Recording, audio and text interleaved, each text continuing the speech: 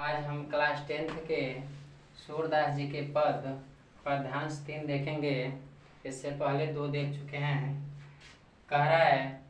किलकत कान घोटरुआ नयावत मन में कनक नंद के आंगन बिंब पकड़बे धावत कबहु निरख हरिया पहुँचा को कर सो पकड़न चाहत किलकत हसत राजत दतिया पुनि पुनि तिहि अवगाहत कनक भूमि पर कर पग छाया यह एक राजते करि करि प्रतिपद प्रतिमन वसुधा कमल बैठ किसाजत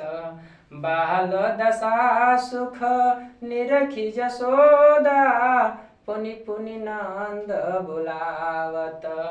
अचरालय ढाकी के सुर के प्रभु को दूध पियावत। करा है कि किलकत कान्ह घोटरुआ नयावत, यानी कवि सूरदास जी ने बालक श्री कृष्ण की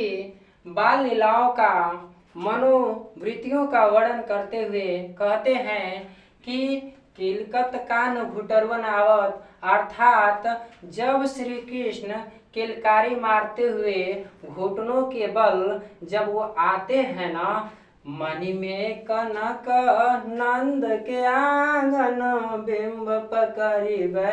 धावत, और वह घुटने के बल जब न किलकारी मारते हुए जब वो आते हैं ना, तो मन में कनक नंद के आंगन। अब मन में का अर्थ होता है मड़ियों से युक्त, कनक का मतलब सोना, अर्थात मड़ियों से युक्त नंद बाबा के आंगन में जब वो घुटनों के बल किलकारी मारते हुए आते हैं तो वो अपनी छाया को बिंब पकड़वे धावत, अर्थात अपनी छाया को पकड़ना चाहते हैं, उसको पकड़ने के लिए दौड़ते हैं घुटनों के बल। कबहु निरख हरि आप छाह को कर सो पकड़न चाहत,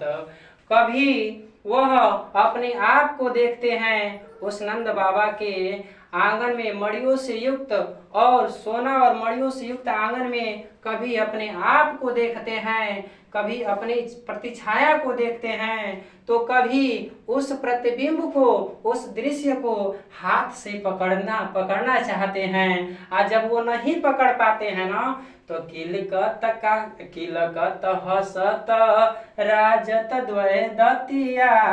पुनि पुनि तिहि अवगाहत, अर्थात जब वो नहीं पकड़ पाते हैं तो वह किलकित हसत राजत द्वय दतिया, अर्थात वो किलकारी मारकर ठहाके लगाकर हंसते हैं। और जब वो हंसते हैं ना, तो उनके आगे के जो छोटे छोटे 2 दांत हैं वह पुनि पुनि तिहि अवगाहत, उसको देखने से ऐसा महसूस हो रहा है, यानी पुनि पुनि तिहि अवगाहत, यह दृश्य बार बार देखने से हृदय को यानी शांति मिल रही है। यह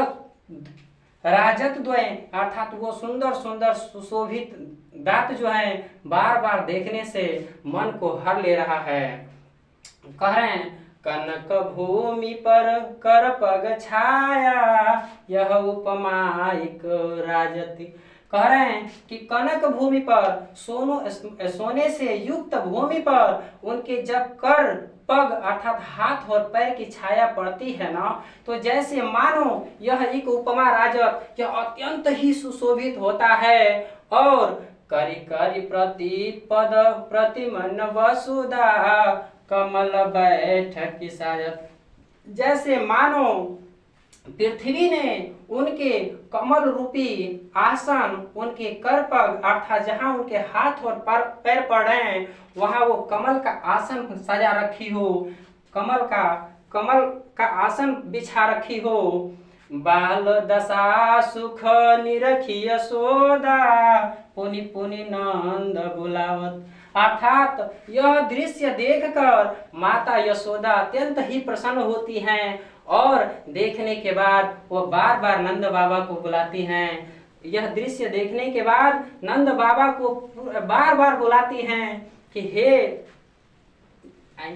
अचरा तरलय ढाक के सूर्य के प्रभु को दूध पियावत, और उसके बाद वो अपने आंचल तले बालक श्री कृष्ण को अर्थात सूर्य के प्रभु भगवान श्री कृष्ण को आंचल तले ढककर दूध पिलाने लगती हैं।